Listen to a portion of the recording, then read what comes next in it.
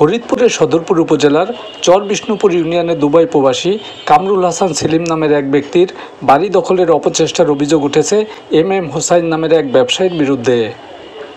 এ নিয়ে কামরুল হাসান সেলিম সংবাদ সম্মেলনের মাধ্যমে সাংবাদিকদের জানান, ঢাকার বসুন্ধরায় ফ্ল্যাট দেবার বিনিময়ে এওয়াজ বদলের বিনিময়ে তিনি তার 38% জমির উপর নির্মিত বাড়িটি চুক্তির মাধ্যমে লিখে দেন। কিন্তু দীর্ঘদিন পেরিয়ে গেল এম হোসাইন চুক্তি অনুযায়ী ফ্ল্যাট দেননি। তাছাড়া তার বাড়িটি দখল করে রেখেছেন। আমি মোহাম্মদ কামরুল হাসান সেলিম, দুবাই প্রবাসী ও ব্যবসায়ী। আমি দীর্ঘ 25 বছর দুবাইতে ব্যবসা বাণিজ্য করে আছি এবং আলহামদুলিল্লাহ বাংলাদেশের জন্য আমি কোটি কোটি টাকা রেমিটেন্স আনছি। বর্তমানে আমি বাংলাদেশের বাইং হাউসে একটা ব্যবসা পরিচালনা করতেছি। আমি আমার কষ্টার্জিত অর্থে ফরিদপুরের সদরপুর উপজেলা চরবিষ্ণুপুর গ্রামে পৈতৃক ভিটায় 38% জমির উপর একটি ডুপ্লেক্স বাড়ি, পুকুর, মসজিদ, মাদ্রাসা স্থাপন করিয়াছি। কিন্তু দৈনিক এম হোসেন নামে এক ব্যক্তি আমার 38% জমি সহ বাড়ি এওয়াজ বদলের মাধ্যমে ঢাকার বসুন্ধরায় একটি ফ্ল্যাট বিনিময়ে 6 মাসের চুক্তি সম্পাদন করে। কিন্তু বর্তমানে দৈনিক এম হোসেন আমাকে চুক্তি মোতাবেক বসুন্ধরার ফ্ল্যাট বুঝিয়ে না দিয়া উপরোক্ত আমার বাড়ি দখল করে নেয়। এমত অবস্থায় গত 23/4/2025 তারিখে চরবিষ্ণুপুরে আমি আমার নিজ বাড়িতে প্রবেশ করতে গেলে দৈনিক এম হোসেন নির্দেশে ইমন চৌধুরী, আলামিন মিয়া ও উজ্জ্বল সহ আনুমানিক 40-50 জনের একটি দল নিয়ে আমার বাড়িতে প্রবেশ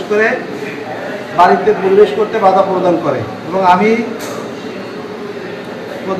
আমি আমার বাড়ি ভাঙচুর এবং আমার বাড়ি ঘর ভাঙচুর করে এবং আমার বসত ঘরে থাকা ব্রিফকেসের মধ্যে থাকা নগদ 90,000 টাকা এবং ঘরের মধ্যে থাকা বিভিন্ন প্রকারের আসবাবপত্র ভাঙচুর ও ক্ষতি সাধন করে।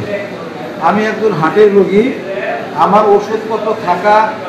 ওষুধপত্র তাহারা জব্দ করিয়া রাখে, ফলে আমি শারীরিকভাবে ক্ষতিগ্রস্ত হই।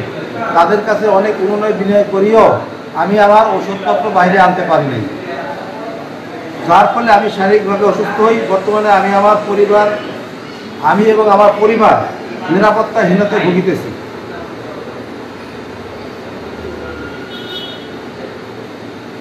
বর্তমানে সে আমাকে বিভিন্ন সময় বিভিন্ন মাধ্যমে তাহার বাহিনী দিয়া আমাকে প্রাণ নাশের হুমকি প্রদান করিতেছে। পরবর্তীতে আমি বাড়িতে প্রবেশ করতে না দেওয়ায় আমার আত্মীয়ের বাড়িতে অবস্থান করি এবং সদরপুর থানায় গিয়ে অভিযোগ দেই। কিন্তু পুলিশ ঘটনাস্থলে আসার পর আমি এখনো কোনো সমাধান না পাওয়ায় আমি সাংবাদিকদের মাধ্যমে প্রশাসনের কাছে সঠিক ও প্রয়োজনীয় ব্যবস্থা দাবি করি। আমি মনে করি সাংবাদিক ভাইয়েরা সমাজের দর্পণ, আপনারা সঠিক তথ্য আপনাদের লিখনির মাধ্যমে তুলে ধরবেন এবং তার বাহিনী দিয়া বিভিন্ন সময় আমাকে হুমকি ধুমকি দিতেছে এবং প্রাণ নাশের ধমকি দিতেছে। এই অবস্থায় আমি আমার সাংবাদিক ভাইদের মাধ্যমে আমি আমার জীবনের নিরাপত্তা সরকারের কাছে আবেদন করতেছি এবং আমি দুবাইতে থেকে পাঠানো রেমিটেন্স বাংলাদেশের জন্য উপকৃত বয়ে আনছি। তারপরেও আমাকে সে বিভিন্নভাবে হুমকি ধুমকি দিয়ে আমার বাড়ি সে দখল করার চেষ্টা করতেছে।